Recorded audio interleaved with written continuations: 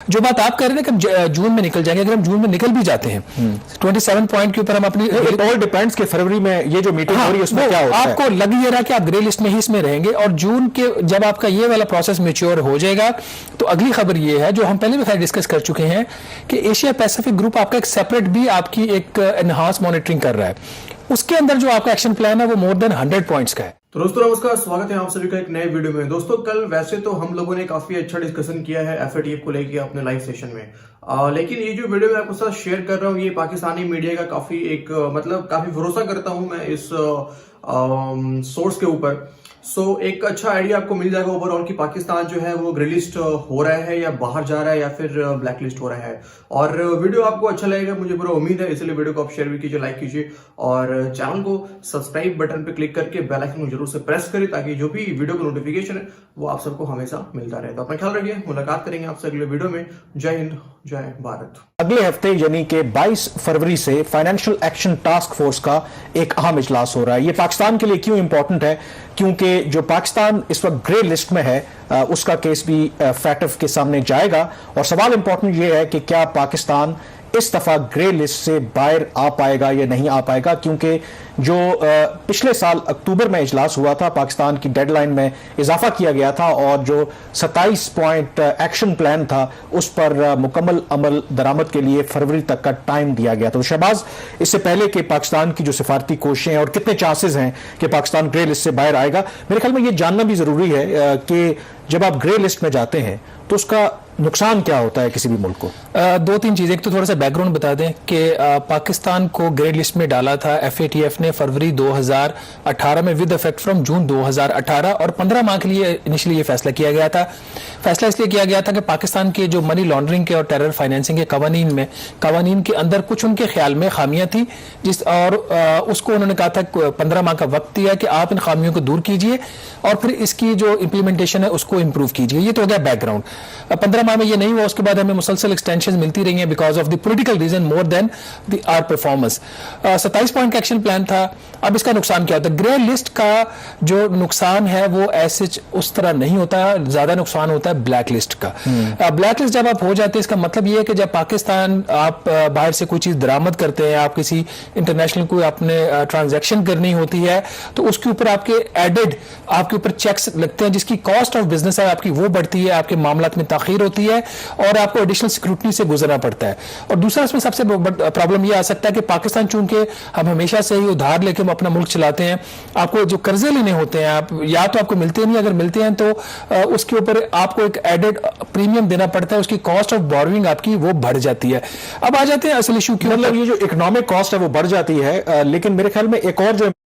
دیکھیں آپٹکس بھی میٹر کرتے ہیں، تو وہ پولیٹیکلی اور آپ کے گلوبل امیج کے لیے بھی اچھا نہیں ہوتا. ایون اگر آپ گرے لسٹ کا مطلب یہ ہے کہ آپ واش لسٹ میں ہیں کہ جو انٹرنیشنل فائنینشیل انسٹیٹیوشنز ہیں یا فیٹف ہے وہ آپ کو بڑا کلوزلی مانیٹر کر رہے ہیں جو بھی آپ کی فائنینشیل ٹرانزیکشنز ہوتی ہیں، تو کسی بھی ملک کے لیے یہ اچھی بات نہیں ہوتی. تاثر یہ جاتا ہے کہ شاید ہمارے سسٹم کے اندر بہت سی خرابیاں ہیں، تو آپ جب پچ کرنے کی کوشش کرتے ہیں کہ بیرون ملک جو سرمایہ کار ہیں پاکستان میں آ کے سرمایہ کاری کریں تو وہ چیز آپ کے آڑے آ جاتی ہے. تو ایک قسم کا ایک بیریئر بھی ہے آپ کے لیے، ایک یہ فیکٹر بھی ہے. ایک تو یہ فیکٹر ہے، دوسرا اس میں جو سب سے بڑی بات یہ ہے کہ ہمارے جو سسٹمز کے اندر اس میں پرابلمز تھے، یہ ہم مانتے ہیں. بلکہ انٹرسٹنگلی مجھے وہ بات بھی یاد آ گئی، آج تھوڑی سی ہم قومی مفاد کی زیادہ بات کر رہے ہیں، مجھے واقعی سم ٹائم اتنی حیرانگی ہوتی کہ ملک کا نظام کیسے چل رہا ہے. پچھلے دنوں جب سپریم کورٹ آف پاکستان میں کیس لگا ہوا تھا آپ کا سینٹ کے الیکشنز جو ہیں وہ اوپن بیلٹ سے ہوں یا سیکرٹ بیلٹ سے ہوں، تو آپ کے جو قوانین کے ہمارے جو محافظ ہیں انہوں نے وہاں پہ جا کے اسٹیٹمنٹ دیا کہ پاکستان سے پیسہ حوالہ اور ہنڈی کے ذریعے دبئی میں ٹرانسفر ہو رہا ہے، یہ بولیاں وہاں پہ لگیں گی. تو کیسا اپنے نظام امپروو کیا ہے پچھلے 2.5 ایئرز میں کہ ابھی بھی پیسہ کروڑوں روپیہ ملک سے باہر بھی جا رہا ہے اور وہاں پہ پھر بولیاں بھی لگتی ہیں. تو یہ پھر جو فائنینشیل ایکشن ٹاسک فورس ہے تو ان کے کنسرن کہیں نہ کہیں پھر جینون بھی ہوتے ہیں جب آپ خود ایڈمٹ کرتے ہیں کہ خود ایڈمٹ کرتے ہیں. اس میں پھر ہمیں ضرورت پڑتی ہے کامران یوسف کی اور پھر وزیر خارجہ شاہ محمود قریشی کی کہ وہ جا کے منتیں کریں وہ فارن کنٹریز کی. اور وہاں سے ایک اور بھی انٹرسٹنگ جو بات ہے، دیکھیں پچھلے ہفتے بھی ہم نے ذکر کیا کہ ڈاکٹر معید یوسف نے ایک حالیہ تقریر میں انہوں نے یہ کہا کہ ہم تو ویسے تو کہہ رہے ہیں کہ یہ پولیٹیکل ہے، انہوں نے کہا کہ یہ سارا پولیٹیکل ہے، ٹیکنیکل اس کے اندر نہیں ہے. تو بالکل پولیٹیکل مائلیج امریکہ بھی لے رہا ہے, بھارت بھی لے رہا ہے, لیکن یہ کہنا کہ تمام معاملہ پولیٹیکل ہے یہ بھی ٹھیک نہیں, کیونکہ جو میں نے بیک گراؤنڈ بریفنگز جب سے یہ فیٹف کا معاملہ آیا جو اٹینڈ کیے ہیں, جو ہمارے اہلکار ہیں وہ یہ کہتے ہیں کہ ٹھیک ہے ہمارے لیے مشکل ضرور ہے, لیکن یہ بہت سے ایسے معاملات ہیں جو ہمارے اپنے مفاد میں بھی ہیں. ہم چاہتے ہیں کہ منی لانڈرنگ کا خاتمہ ہونا چاہیے, اور ایک فیکٹر آپ نہ بھولیں کہ جو ہمارے ریمیٹنسز میں جو بہت زیادہ اضافہ ہو رہا ہے, کہتے ہیں کہ ایک اس کی ریزن یہ بھی ہے کہ جو آپ نے فیٹف کے بعد اپنے قوانین کو سخت کیا ہے تو لوگوں کے پاس اب آپشنز کم ہو گئے ہیں کہ وہ غیر قانونی طریقے سے پیسہ ملک کے اندر بھیجیں. تو اس کا مطلب ہے کہ آپ کے اگر تھرو پراپر چینلز آ رہے ہیں تو اس کا آپ کو فائدہ بھی ہو رہا ہے, یہ بھی ایک چیز ہے. دوسرا اب آ جاتے ہیں امپورٹنٹ کے جو سوال امپورٹنٹ ہے کہ کیا پاکستان اس میٹنگ میں نکل پائے گا گرے لسٹ سے. جو میری دفتر خارجہ کے حکام سے بات ہوئی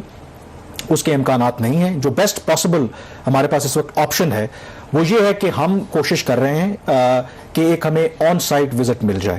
اور اس کے لیے جو میری اطلاع ہے کہ گزشتہ چند دنوں میں جو فیٹف ممبر کنٹریز ہیں ان کے جو ڈپلومیٹس ہیں, ان کے جو ایمبیسڈرز ہیں, ان کو دفتر خارجہ میں فارن سیکرٹری کی طرف سے اور متعلقہ حکام کی طرف سے بھرپور بریفنگ دی گئی ہے, اور پاکستان ان سے یہ کہہ رہا ہے کہ پاکستان کے کیس کو آبجیکٹیولی دیکھیں اور ہمیں آن سائٹ وزٹ کے لیے دے دیں. اور اگر یہ جو جائزہ دورہ جسے کہتے ہیں کہ اگر وہ اس پہ اگری ہو جاتا ہے فیٹف, تو پاکستان کے دفتر خارجہ کے حکام یہ کہتے ہیں کہ پھر ہم ایک قدم آگے بڑھ جائیں گے, اور جون میں جب یہ پلینری ہوگی فیٹف کی تو اس میں یہ قوی امکان موجود ہے کہ ہمیں فیٹف کی لسٹ سے پھر سے باہر کر لیا جائے. لیکن ابھی میرے خیال میں بہت ٹائم میں دو چیزیں, آپ کے جو 27 پوائنٹ ایکشن پلان تھا اس میں 21 جو آپ کے نکات تھے آپ نے اس کے اوپر